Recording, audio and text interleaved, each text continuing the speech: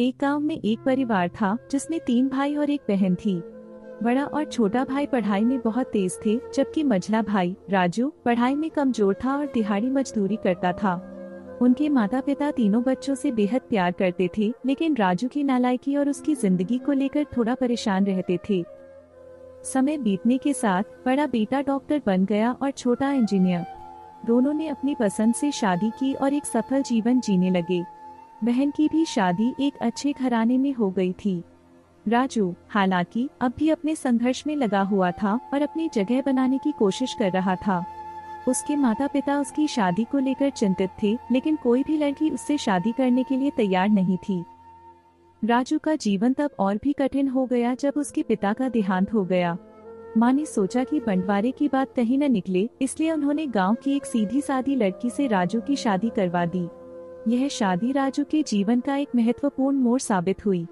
शादी के बाद राजू ने बड़े उत्साह और लगन से काम करना शुरू कर दिया। उसके दोस्तों ने एक दिन उसे अपने पुराने अड्डे पर आने को कहा तो उसने मना कर दिया। दोस्तों ने ताना मारा, शादी के बाद तो तू बीवी का गुलाम बन गया। इस पर राजू ने मुस्कुराते हुए जवाब दिया, पहले मैं अकेला एक पेट था, अपने लिए कमा लेता था। अब मैं 2 पेट के लिए जिम्मेदार हूँ और कल और भी होंगे। राजू का यह परिवर्तन उसके प्रति परिवार के रवैये को भी बदलने लगा।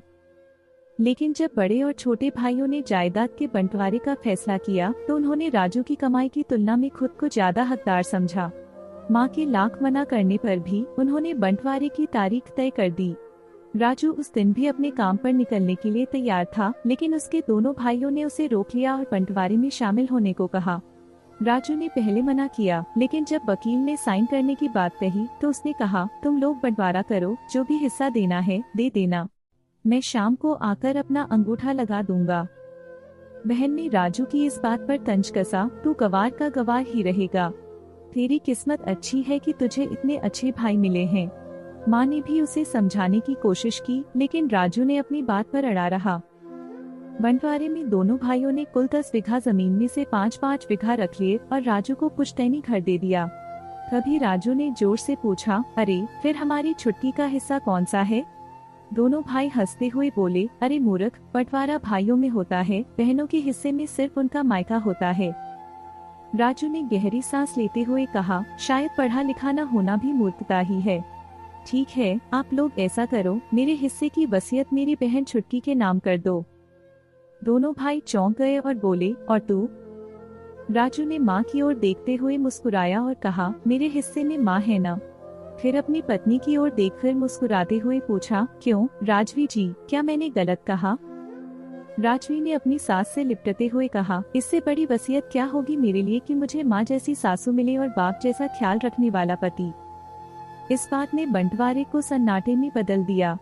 बहन दौड़कर अपने गवार भैया से गले लग गई और रोते हुए माफी मांगने लगी, मुझे माफ कर दो भैया, मैं आपको समझ नहीं सकी।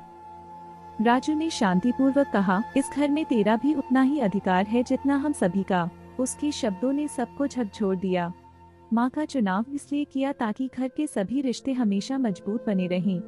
आखिरकार दोनों भाई भी राजू के इस फैसले से प्रभावित हुए और उससे गले मिलकर रोने लगे। उन्होंने कहा, आज तू सचमुच में बाबा लग रहा है। सबकी आंखों में आंसू थे, लेकिन ये आंसू अब खुशी और समर्पण के थे।